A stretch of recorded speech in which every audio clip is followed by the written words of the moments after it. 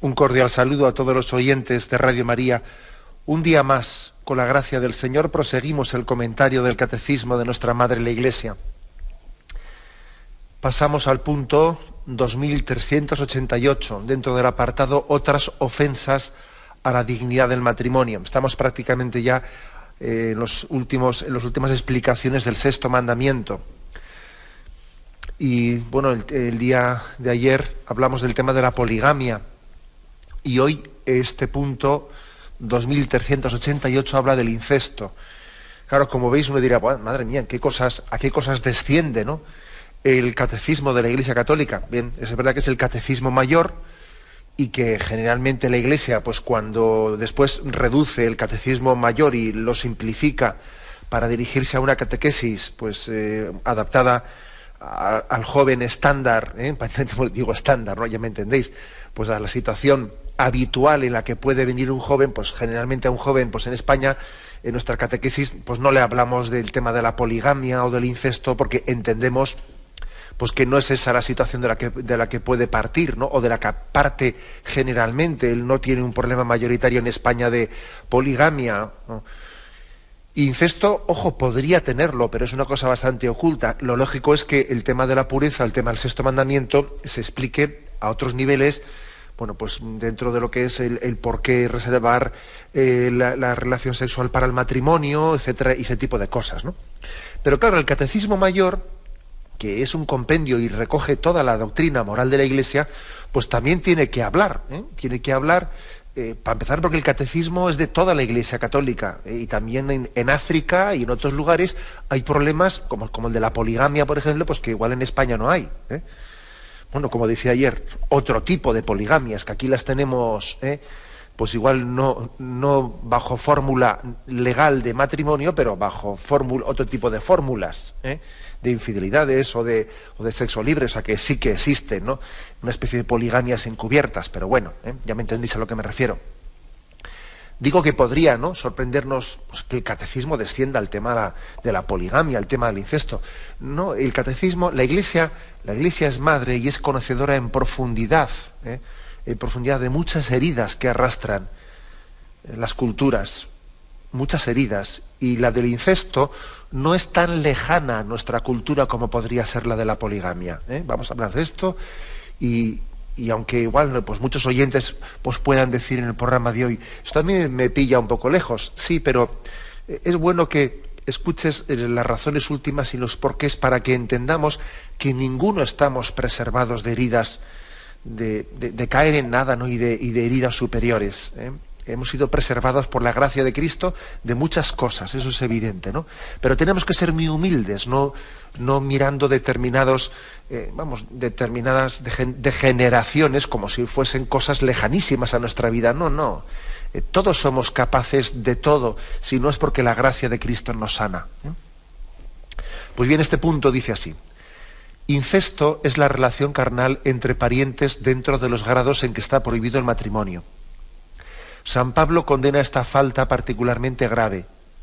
Aquí viene una cita de San Pablo, de 1 Corintios 5, dice: se oye hablar de que hay inmoralidad entre vosotros, hasta el punto de que uno de vosotros vive con la mujer de su padre. En nombre del Señor Jesús se ha entregado ese individuo a Satanás para destrucción de su carne. El incesto corrompe las relaciones familiares y representa una regresión a la animalidad. Aquí el catecismo, para expresar la determinación contundente contraria al incesto, echa mano de un capítulo del Levítico, es el capítulo 18. Aquí se habla del tema de las prácticas sexuales no permitidas, ¿no?, y las voy a leer. El Señor se dirigió a Moisés y le dijo: habla a los israelitas y diles: yo soy el Señor vuestro Dios. No haréis como se hace en Egipto, donde habitasteis, ni haréis como se hace en Canaán, a donde yo os conduzco, ni seguiréis sus costumbres. Cumplid mis normas y guardad mis leyes, comportándoos de acuerdo con ellas. Yo soy el Señor vuestro Dios, por lo tanto cumpliréis mis leyes y mis normas. Quien las cumpla vivirá gracias a ellas. Yo soy el Señor. Y ahora comienza a hablar. Pero fijaros qué introducción ha hecho, la exhortación inicial. como diciendo, ojo, vosotros habitáis en unos entornos, como el entorno de Egipto habéis habitado y ahora vais a Canaán. Entonces les dice, no hagáis como habéis visto allí, porque es que allí existían las relaciones incestuosas y existían otro tipo de generaciones que, como dice aquí el catecismo, suponen una cierta regresión a la animalidad del hombre, ¿no? Y Yahvé le pide a Israel que vaya purificándose de todo eso, ¿no? Que vaya creciendo en un camino de purificación. Y entonces comienza con las prohibiciones concretas. Nadie entre vosotros tenga relaciones sexuales con un familiar cercano. Yo soy el Señor. No tendrás relaciones sexuales con la mujer de tu padre. Es tu madre. Y no deberás tener relaciones sexuales con ella. No tendrás relaciones sexuales con otra esposa de tu padre, pues es esposa de tu padre. Aquí está dando por sentado que su padre podía tener varias esposas. O sea, era un contexto en el que se permitía la poligamia en aquel momento, ¿no?, en Israel. Entonces, en ese contexto dice que no tendrás relaciones no únicamente con la que es tu madre, sino con otras esposas de tu padre. No tendrás relaciones sexuales con tu hermana, sea hija de tu padre o hija de tu madre, haya nacido en casa o fuera. No tendrás relaciones sexuales con tus nietas, pues es como deshonrarte a ti mismo. No tendrás relaciones sexuales con la hija que tu padre haya engendrado de otra esposa, es tu hermana, y no deberás tener relaciones sexuales con ella.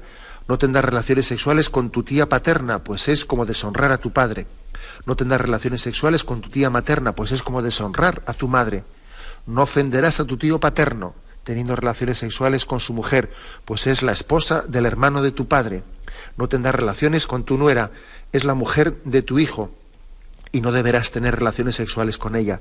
No tendrás relaciones con tu cuñada, pues es como deshonrar a tu hermano. No tendrás relaciones con tu mujer, ni con una mujer, ni con su hija y con su hija.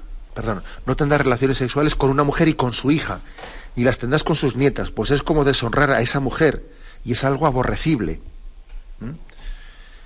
Mientras viva tu primera mujer, no tomarás como esposa a una hermana suya, teniendo relaciones sexuales con ella y haciéndola así su rival. Es decir, fijaros, no se permitía a Israel, aunque se permitía la poligamia en aquel momento, no se permitía que hubiese hermanas entre las mujeres, porque era convertir a las hermanas en rivales. O sea, es decir, que aquí se está reconociendo implícitamente que existía una rivalidad entre las esposas en la poligamia. Entonces dice, no convirtamos a las hermanas en rivales, ¿no? Bueno. Tampoco tendrás relaciones sexuales con una mujer durante el tiempo de su impureza menstrual. Fijaros, aquí se mezcla, sin embargo, una cosa, pues que lejos de ser igual de la ley natural, es una cuestión más, digamos, de pureza ritual. O sea, que hay que decir que el libro del Levítico, bueno, pues es un libro que puede no distinguir, que de hecho no distingue, ¿no?, cuando da sus normativas entre cuestiones que son de ley natural, etcétera, y otras cuestiones que son de pureza ritual. Aquí, por ejemplo, mezcla con cuestiones tan básicas como es el no al incesto, mezcla una cuestión como de no tener relaciones en el momento de la impureza menstrual. Bueno. No te acostarás con la mujer de tu prójimo, contaminándote con ella. No permitirás que ninguno de tus hijos sea sacrificado a Moloc, profanando así el nombre de Dios. Bueno, aquí, por ejemplo, a nosotros nos suena raro esto de Moloc, ¿no? ¿Qué ocurre? Pues bueno, pues que hay que decir que era un dios cananeo y que en su honor se llevaron a cabo sacrificios humanos, sobre todo de niños. Incluso hubo un valle de Israel, el valle de Ben Hinón, en el que durante un cierto tiempo, durante los reinados de Manasés y de Amón, se ofrecieron sacrificios de niños. Era como una especie de contaminación de religiones profanas, ¿no? Y entonces el Levítico dice, ojo, prohibido ofrecer ningún tipo de sacrificios humanos. Bueno, no te acostarás con un hombre como se hace con una mujer, es cosa aborrecible. O sea, que también aquí mete la homosexualidad, pues también en este listado. No tendrás relaciones carnales con ningún animal, contaminándote con él, ni tampoco las tendrá mujer alguna con animal, es una perversión. Bueno, aquí, por lo tanto, como veis, en el capítulo 18 del libro del Levítico, hace pues una afirmación contundente contra todo tipo de relaciones incestuosas o antinaturales, podríamos decir, o antinaturales. Bueno, nos puede sorprender este listado, ¿no?, nos puede sorprender. ¿Por qué? Por su crudeza, porque dice uno, madre mía, ¿no? Hacía falta especificar tanto. En el Nuevo Testamento, como veis, Jesús no entra en estas cosas, porque afortunadamente ya habían pasado muchos años, incluso siglos y milenios, y entonces Israel se había ido purificando y no era necesario especificar todo esto ya llegando al Nuevo Testamento, ¿no? Lo cual no quiere decir que no existiesen en tiempos de Jesús también problemas, porque la prueba es que aquí hemos leído este texto de San Pablo, 1 Corintios 5, en el que dice que en la comunidad de Corinto, había uno que tenía relaciones con su suegra y vivía con ella como si fuese su esposa, y le expulsan de la comunidad, ¿no? Le expulsan, utilizando esa expresión, se ha entregado ese individuo a Satanás, que evidentemente es una expresión simbólica, es como diciendo que le expulsamos de la comunidad cristiana, y entregarle a Satanás es como decir, mira, mientras que no rompas esa relación incestuosa, totalmente inmoral, te expulsamos de la comunidad cristiana como una medida de presión,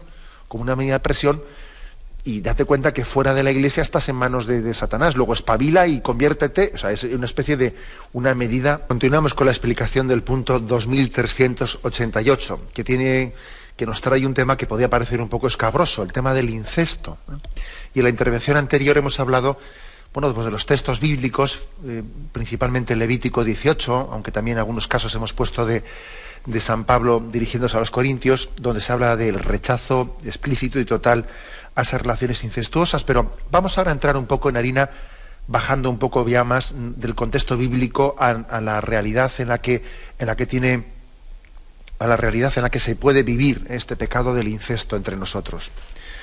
Cuando dice este punto del catecismo que hoy comentamos, de que el incesto corrompe las relaciones familiares y representa una regresión a la animalidad, yo creo que esto de la regresión puede ser entendido de dos maneras. Bueno, en primer lugar, pues que han existido culturas primitivas que daban por bueno el incesto.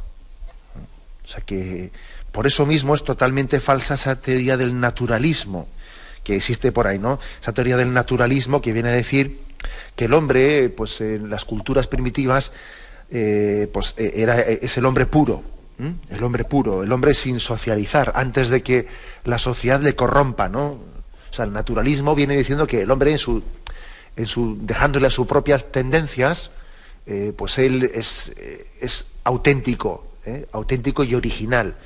Cuando el hombre se corrompe es cuando entra en sociedad y la sociedad le corrompe. Es tentador hoy en día, ¿no?, adherirse a esta teoría, porque vemos ciertamente que muchas veces las relaciones sociales nos corrompen, pero tenemos que rechazarlas. No, las relaciones sociales, cuando son como tienen que ser, evidentemente, pues nos humanizan, no nos animalizan, nos humanizan.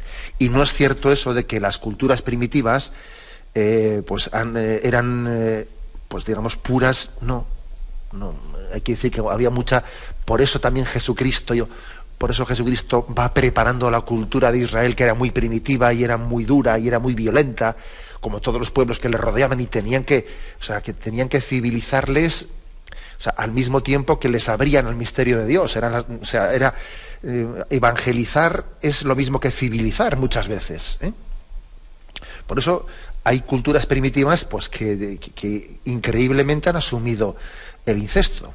Pues la cultura griega así lo era, ¿no? En la cultura griega, fijaros que los griegos eran inteligentes y que cultivaban la filosofía, y los areópagos de Atenas, y hacemos de ellos, y fueron los que inventaron las Olimpiadas, y, o sea, que tenían una especie de humanidad, pero al mismo tiempo la cultura griega asumía las relaciones incestuosas, y resulta que los hijos se tenían que iniciar con sus madres. Fijaros qué barbaridad, ¿no?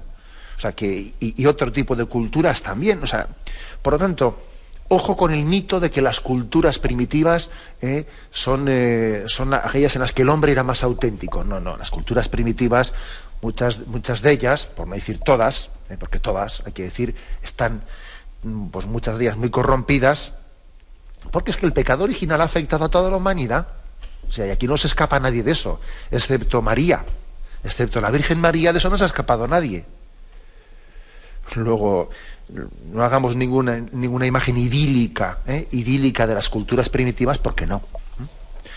Y una segunda aplicación que hago de este aspecto, ¿no? Es que también ocurre que hay culturas primitivas que más o menos superaron pues esa especie de, entre comillas, degeneraciones, pero luego en contacto con las culturas modernas se han corrompido de una manera tremenda, ¿no?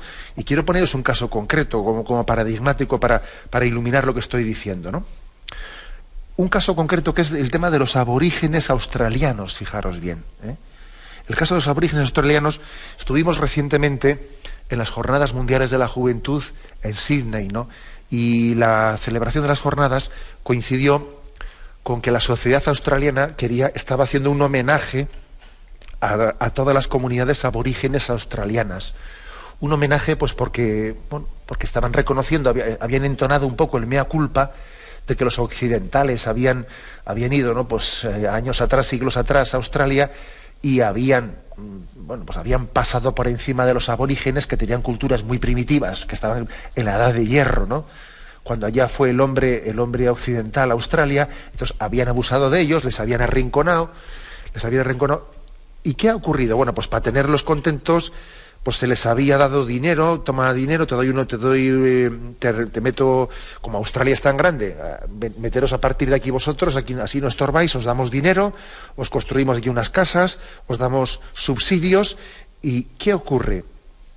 Pues que verdaderamente las tribus aborígenes australianas, que tenían un estilo de vida bastante sana, moralmente me refiero, se han corrompido tremendamente en el contacto con ese dinero fácil y con ese ser apabullados por una moral occidental relativista y que les destruye, ¿eh? Y resulta, fijaros, que el gobierno australiano ha tenido que hacer una intervención, pero muy seria, enviando al territorio norte, a un vasto que es además grandísimo, ¿no? Territorio norte, donde hay unas 1.139 comunidades aborígenes, ha tenido que enviar pues a toda una serie de especialistas, psicólogos, médicos, etcétera, para intentar incluso introducir medidas muy duras que lleguen a controlar el fenómeno de autodestrucción que se está viviendo en las tribus aborígenes australianas, pues por abusos, por incesto, por abusos sexuales, por alcoholismo, cosa que anteriormente eso no había ocurrido, no ocurría antes de que llegase el hombre occidental en Australia. Pero ¿qué ocurre? O sea, el impacto con la cultura nuestra, con dinero fácil, con pornografía por todas las esquinas, ha destruido, digamos, la moralidad de las tribus aborígenes australianas. El gobierno ha procedido a poner una serie de normas fuertes como la prohibición de venta de alcohol, de pornografía, pues la exigencia de exámenes médicos a todos los niños, porque se ve que está extendidísima los abusos sexuales hacia los hijos, etcétera, etcétera, ¿no? Ha habido unos informes muy duros sobre cómo el incesto, etcétera, estaba acabando, y los abusos a menores estaban acabando con las familias aborígenes australianas. ¿Y de dónde había venido esto? Bueno, pues de lo que estoy comentando, ¿no? Que una cultura primitiva en contacto con una sociedad, con un panorama, ¿no? Como les podemos ofrecer nosotros, ¿no? Donde el tedio, la pornografía, el alcoholismo, etcétera, nosotros somos capaces de exhibirla en las pantallas. De repente una tribu aborigen, le metes una televisión en su choza y empieza a ver todo tipo de películas pornográficas y acabas con ellos inmediatamente, ¿no? Y el problema de esa sociedad aborigen australiana no está en que es demasiado distinta de la occidental, sino en que se parece demasiado en el fondo. O sea, al entrar de golpe, de repente, en contacto con la corrupción de Occidente, pues se ha destruido, ¿no? O sea, no tienen defensas y las infecciones morales les consumen. Nosotros como que convivimos con ellas, ¿no? Y a ellos les destrozan rápidamente. Bueno, aquí es una lección grande, por lo tanto, también, ¿no? He puesto este caso concreto para que nos demos cuenta de que a nosotros, como estamos metidos, ¿no? En esta presión, es como cuando alguien vive bajo una presión atmosférica que él no la siente, porque claro, como ha nacido ya en ella, dice, ¿tú no sientes la presión atmosférica? No, yo no la siento. Claro, porque estás metido en ella continuamente, ¿no? Algo así nos pasa a nosotros. Sin embargo, esas tribus aborígenes, como de repente les han metido, ¿no?, toda esta corrupción de impureza, claro, los han destrozado, ¿no? Pero a nosotros, que nos pensamos que estamos más acostumbrados de lo que parece, es falso, ¿no? Nos está influyendo, nos está corrompiendo. Pues en esta edición del Catecismo, con este punto 2388. Un punto, decíamos, que escabroso por el hecho de que habla de un tema que nos puede impactar, ¿no?, incluso en nuestra sensibilidad, el tema del incesto. Y decía que, después de que hemos hablado de algunos casos concretos, culturales, hemos hablado de unas tribus aborígenes australianas, que quería yo descender a nuestro contexto cultural concreto, porque me parece que, aunque hay que decir que sí ha existido, ¿no? Sí ha existido, porque hay pecados que han estado, digamos, como ocultos, pero hay en stand-by, como se dice, ¿no?, en todas las culturas y también en nuestra cultura, el hecho de que puede haber un cierto abuso oculto especialmente de los hijos por parte de algunos padres, etcétera, etcétera. Eso ha ocurrido, o sea, eso es evidente, ¿no? Que incluso que muchos hijos han tenido que padecer, hijas, especialmente abusos de padres, etcétera. Eso ha ocurrido, pero yo creo también que en el momento actual la adicción y la obsesión de la pornografía puede llegar a disparar las cosas. Y tenemos que reconocer, hablé así de pasada en su momento del tema de la pornografía, pero no me resisto ahora a hacer una referencia concreta. Porque yo creo que el uso de la pornografía está mucho más extendido de lo que podamos suponer entre nosotros. Incluso también entre muchos cristianos, muchos cristianos y creyentes y practicantes, pero que al mismo tiempo viven contradicciones grandes, como puede ser el de una adicción o el de una esclavitud que genera la pornografía, especialmente porque está muy accesible. Hay males que, si no estuviesen tan accesibles, pues yo creo que difícilmente nuestra voluntad haría una elección libre, consciente, ¿no? Pero claro, es que está muy cerca, y a veces como ya partimos de una debilidad en la voluntad, y si encima las cosas se ponen muy cerca, muy a tiro, como se dice, ¿no?, pues claro, eso complica mucho las cosas. Por eso que las autoridades tienen un deber de hacer un ordenamiento social en el que determinados males no estén tan cerca, porque si algo está muy cerca, pues por ejemplo, es impensable que se ponga a la salida de un colegio, pues un prostíbulo, ¿no? ¿Cómo usted puede poner ante los ojos de unos niños un prostíbulo para que los niños vean todo el espectáculo? Bueno, pues cojamos ese mismo ejemplo y trasladémoslo a la pornografía. O sea, ¿cómo podemos tener a la altura de un botón del zapping, el que se meta en la intimidad de mi hogar un mundo que es totalmente aberrante? Bueno, pero si usted le ha dado al botón del zapping, la culpa es suya. Sí, ya lo sé. Pero no es de recibo que esté tan cerca algo para introducirse en la intimidad de mi hogar. O sea, no es de recibo que, si yo no lo he elegido voluntariamente, esté tan cerca, esté metido en el mando de mi televisor. O sea, por tanto, la gran accesibilidad está haciendo mucho daño. Y hay que decir, ¿no?, pues que especialmente el tema del incesto, muy ligado a la pornografía, pues está muy ligado especialmente a la pornografía escrita. Claro, la pornografía escrita, la literatura pornográfica suele ser la que más difunde el incesto. Recientemente leía yo un artículo titulado Pornografía infantil en la red de Internet, y bueno, pues escrito por el doctor Óscar Mario Carricart, y veía que él hablaba de 4 tipos de patrones, ¿no? 4, lógicamente, por la gracia de Dios, nosotros no vamos a estar investigando eso, ¿no? Hay cosas, es que yo creo que hasta ni por prudencia no vamos a estar nosotros comprobando cómo son las cosas. Pero bueno, este especialista, decía que había 4 tipos de patrones a través de los cuales se estaba difundiendo el incesto a través de la pornografía en Internet. Y era pues un tipo de literatura en las que los menores seducen a los adultos, ¿no? Historias imaginativas en las que los niños seducen a los adultos. Otro tipo de patrón es el que el adulto seduce al menor, porque en el fondo el menor pues quiere ser seducido, ¿no? Y es una auténtica perversión, ¿no?, vender ese tipo de historias, o relaciones entre menores, o relaciones entre adultos, de relaciones incestuosas, ¿no? Pero el caso es que decía este doctor que verdaderamente la literatura, porque nosotros a veces pensamos que la pornografía es cosa únicamente de imagen. No, la literatura pornográfica puede llegar a hacer un daño tremendo, es decir, hacer que el incesto esté mucho más cerca de nuestro corazón de lo que pueda parecer. Además es obsesionante, ¿no? Es como borrar la pornografía de Internet, bien sea a través de imágenes o de escritos o de literatura, tiene la capacidad de borrar la frontera entre lo real y lo irreal, y lo virtual, ¿no? O sea, hay cosas que uno en la vida real no se le ocurrirían ni remotamente, pero que en ese contexto de la virtualidad de Internet, pues ahí parece que todo es posible, ¿no? Entonces la frontera entre lo real y lo virtual está deshaciéndose, ¿no? En este mundo de la pornografía en Internet. ¿Qué causas puede haber para que accedamos a este tipo de aberraciones?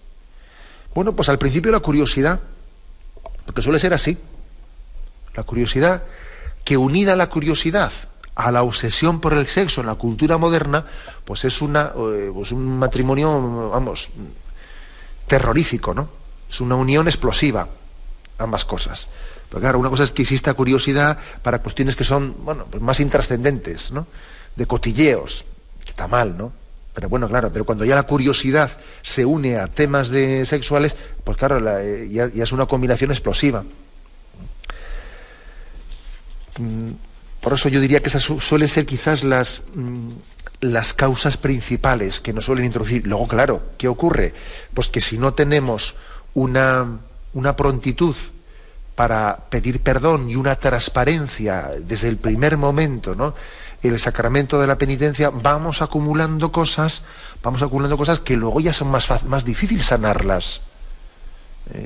Y hay que decir que los efectos de la pornografía son muy fuertes. Uno primero, como he dicho, el de borrar la frontera entre lo irreal y lo real, ¿no?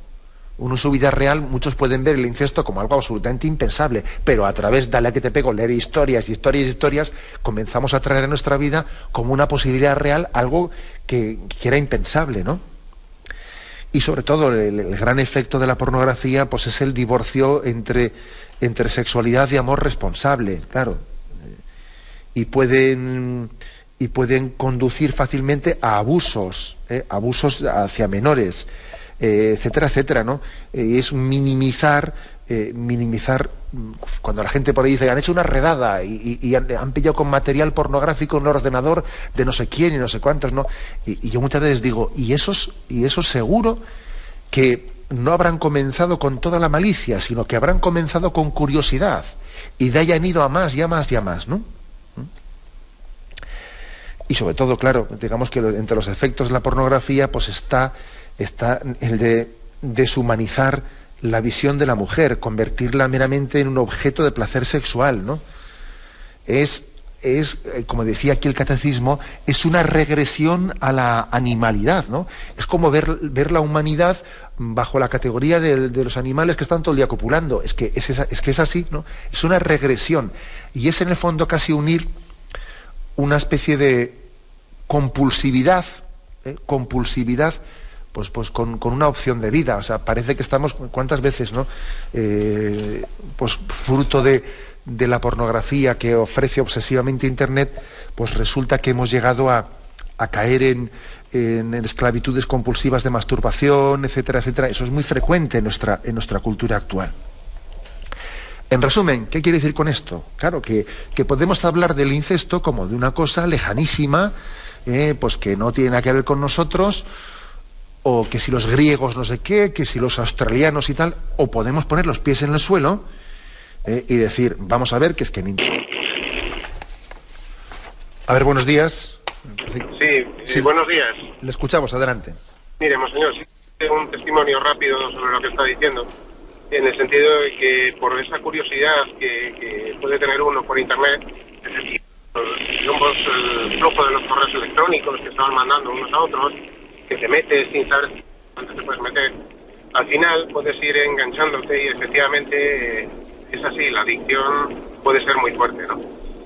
Yo mañana haré 4 años que me convertí y fue gracias también a que unos jóvenes en Rosario, en plena calle, y me uní a ellos, y a partir de ahí todo eso fue cambiando gracias a que pues a partir de mi vida de oración estaba absolutamente separado de la iglesia y mi vida de oración empezó a aumentar, ¿no? Y gracias a que rezaba el rosario todos los días, pues prácticamente desapareció. Realmente las tentaciones siempre existen, pero la fuerza que da es muy fuerte. Simplemente decirlo, pues sí, porque luego investigando también sobre el tema del rosario y todo eso, porque fue un impacto muy fuerte para mí, vi que una de las promesas que parece ser que se había hecho cuando la Virgen de Lourdes habló sobre los que rezaban el rosario era precisamente eso, y bueno, quería dar testimonio de que efectivamente es así. Nada más, muchas gracias. Muchísimas gracias.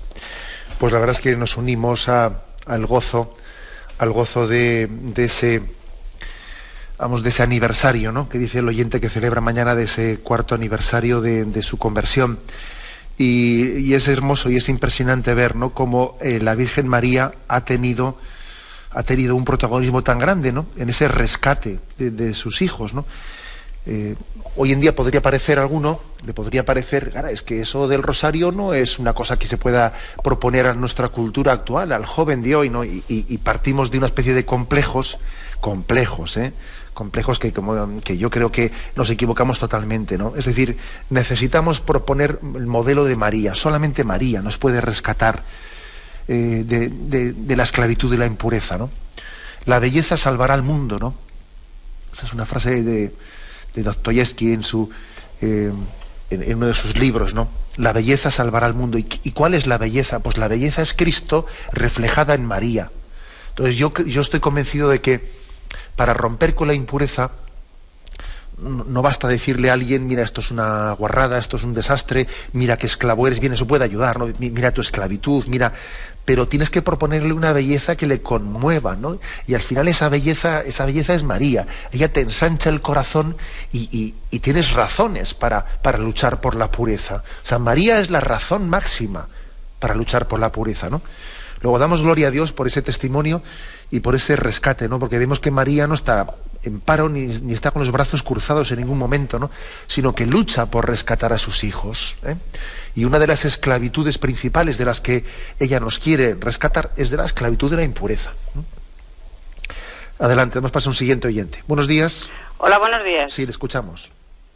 Me llamo Petra. Adelante, Petra. Soy de un pueblo de Ciudad Real, pero vivo en Alicante, un pueblo que se llama Herencia. Muy bien. Pues le voy a contar a usted mi testimonio. Mire, yo estaba casada y tuve 3 hijos. ¿Me oye usted bien? Sí, perfectamente. Y resulta de que uno se me mató con 27 años, después se murió mi marido y ya me quedó un hijo que estaba casado. Me vengo a referir por lo del divorcio. Sí. Mi hijo ha estado casado 20 años.